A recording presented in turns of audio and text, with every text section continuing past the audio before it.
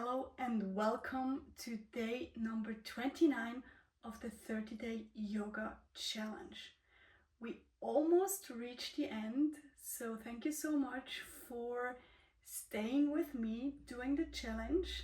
That's amazing. If you haven't subscribed to my YouTube channel, do this now and also comment on one of the videos, because already tomorrow it will be over and your chance to win a giveaway is over. So do this now and then grab your 30-day yoga challenge. If you don't have the 30-day yoga challenge, you can grab a notebook, and for today's practice a block will be also handy. And for today we have planned a variation of moon salutation. It's not moon salutation exactly, but it mimics a little bit the same flow. If you're a yoga teacher, that's also how you can vary your yoga classes. You take a flow that already exists, like sun salutation or moon salutation, and then you remove poses, you add new poses to it, but you keep the same structure, and that's how you can modify your practice, vary your practice, and have a little bit of fun with mixing traditional yoga flows with your creative ideas. So this is what we're gonna do today. We're gonna work on our legs, opening the hips, and we're gonna strengthen the legs, the glutes. This will be a nice short practice. So whenever you're ready, grab your block, grab your challenge, and then come into a seated position of your choice. Close your eyes or half close your eyes.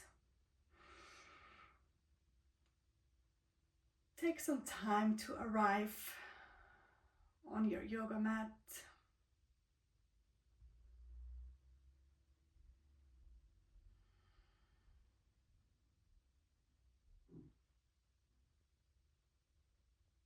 Focus on your breathing.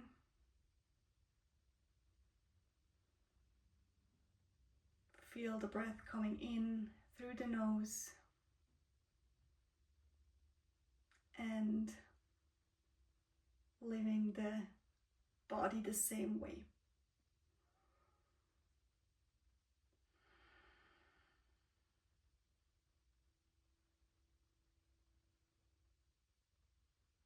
Feel the breath coming in through the nose, touching the inside of the nostrils,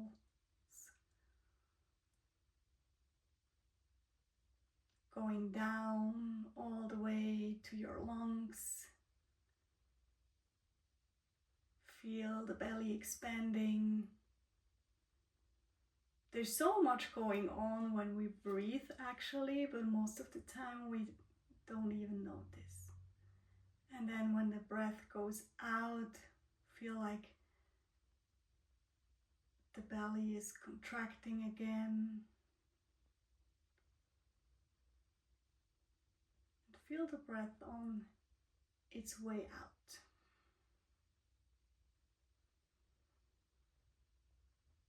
Focus on the warmth of the breath. Is it different when it comes into the body than when it leaves the body?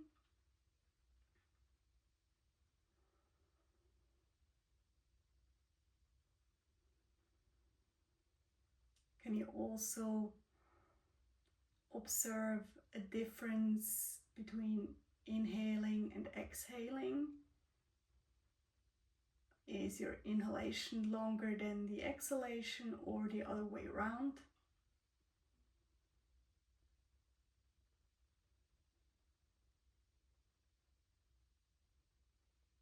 There are so many qualities to the breath, and still most of the time we don't notice.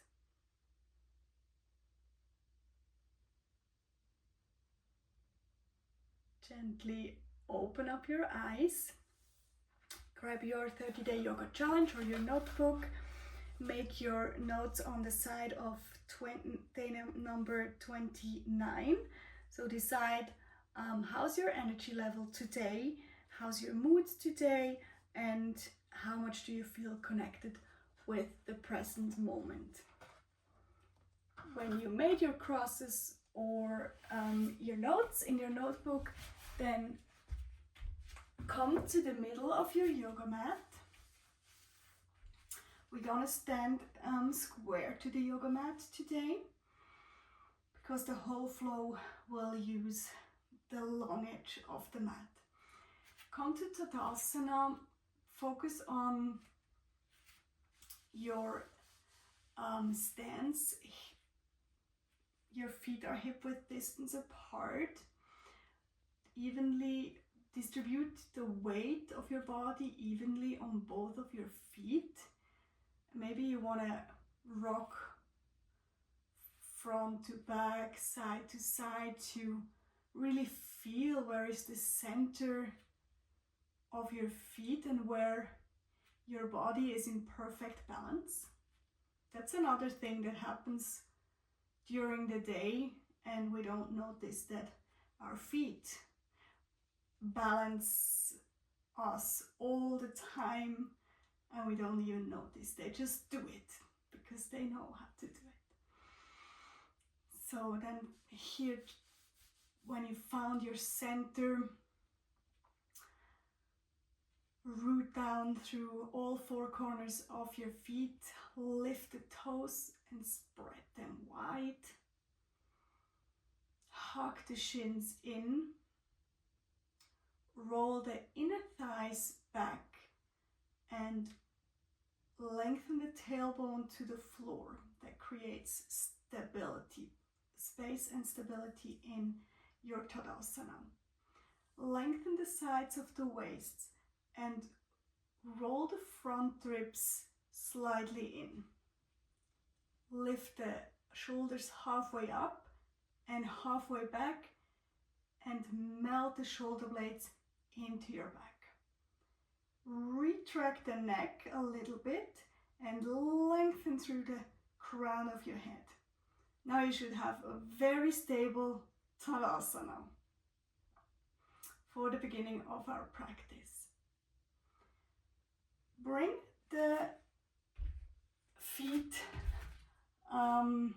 wider than hip width distance. You can make a really big stance.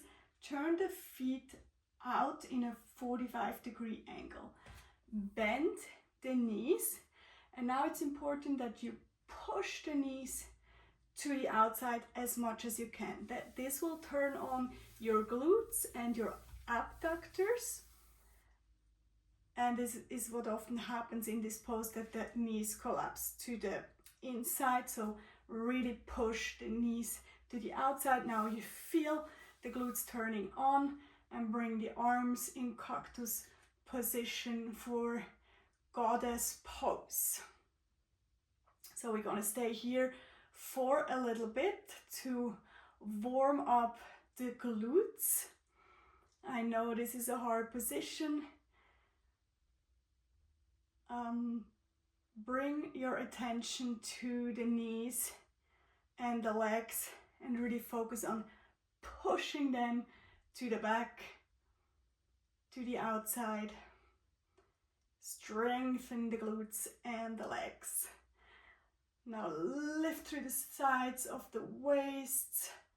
Open the chest a little bit to stay in this upright position. And then straighten both legs. Now if you do have a block,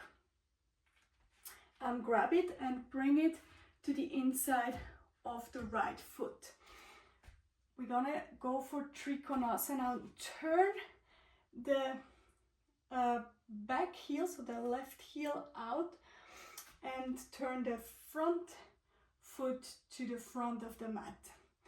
For Trikonasana, it's important that you externally rotate the front leg. So that will mean you roll the inside of the front leg to the outside.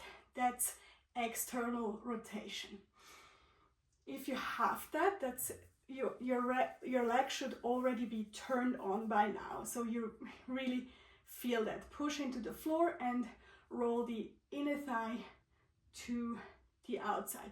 Now bring your hips a little bit to the back, like stick your butt to the side. Reach your right arm forward and then go forward, forward, forward until you can't reach no more further, and then bring your right hand to the block and reach the left arm up. Look up or to the side or down, that's up to you. And keep on working on this external rotation of the front leg. I hope this entry of Trikonasana felt really nice. For me, it felt really nice because of this external rotation. We don't hear that clicking of the hips because we're in the best possible alignment, and we have this integrity cues. So we should feel really good now in the Trikonasana. Look down, slowly come back up, turn the feet out again, bring your hands to your center heart, push the knees out, lengthen the spine. Take a breath here. Again, we're turning the glutes on. And this is another way to help you with Trikonasana, with the external rotation, because the glutes and the abductors help us to roll the legs, the inner legs to the outside.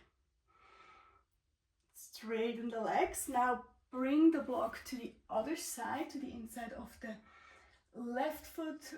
Pivot your left foot to the back of the room and the back heel so that it is in a 45-degree angle. Now again, on this side, roll the inner thigh to the outside, so external rotation. Here you can even help it with your hands so that you really feel here the rolling action, this engagement of the leg. Push the right hip to the back, lengthen your left hand forward, forward, forward until you can reach no more. Also lengthen the spine here already, and then bring the left hand to the block, reach the right arm up. If you don't need a block, you don't need to use the block. And again here, keep on working on this external rotation of the left leg. Roll the inner thighs out and then focusing on lengthening the spine and opening the chest. And slowly come all the way back up. Now bring both feet parallel, keep this wide stance, reach both arms to the side, lengthen your spine and come all the way forward in this wide-legged forward fold. Bring your left hand to the floor and we reach now the right arm up, but make sure that your hips stay exactly as they are. So the trick here, so that because we're gonna like do this, and what our body naturally does is the hips go to the right while we open here. So this is what our body naturally does, because the body always goes the way of least resistance. So what we do, we we push the right hip to the left and then twisting. And this is much harder. Twisting is harder, but this is how the twist gets even deeper. Lift up, lift up, lift up. Lower the right hand down, and the same thing on the other side. Right hand is down, and then push the left hip to the right and try to open up here. Twist to the left. Keep on working the left hip to the right and release. And now we're gonna do this a little faster, like lifting up, going down, lifting the left arm up, down. So twist and turn. So we warm up the spine, but keep your focus on your hip. So this time don't go with the flow when it comes to the hip. So you work against your upper body. I know it's a little bit strange, but it helps you deepen the twist. So last one on each side, and release. And slowly come all the way up. Again, turn the feet to the outside, lower down. Last activation of the glutes, bring the hands in front of your heart, lengthen the spine. Draw the belly in, push the knees out.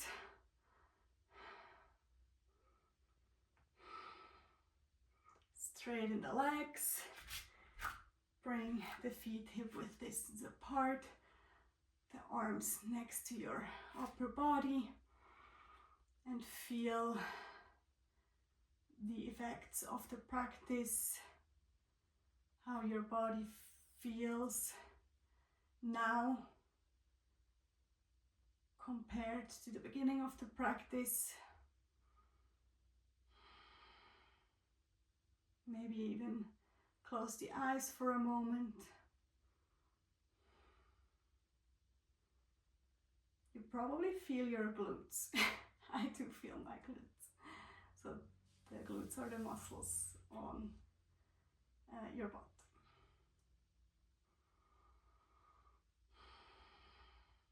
Open up your eyes. You made it through this practice. This was already day 29. If you need a yoga mat, I have a code in the description for 15% discount for Manduka. The mat is from Manduka, my top is from Manduka, and if you want the 30-day yoga challenge, you find the link also in the description. And yeah, tomorrow we're gonna do our last little flow. It's a chair yoga flow. So then we're already through it, and you can either restart the challenge or join me in one of my other yoga videos.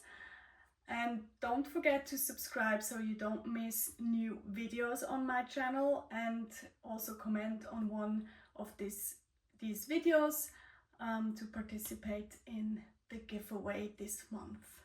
So thank you so much for joining me today. Have a wonderful day, and seeing you tomorrow for day number 30.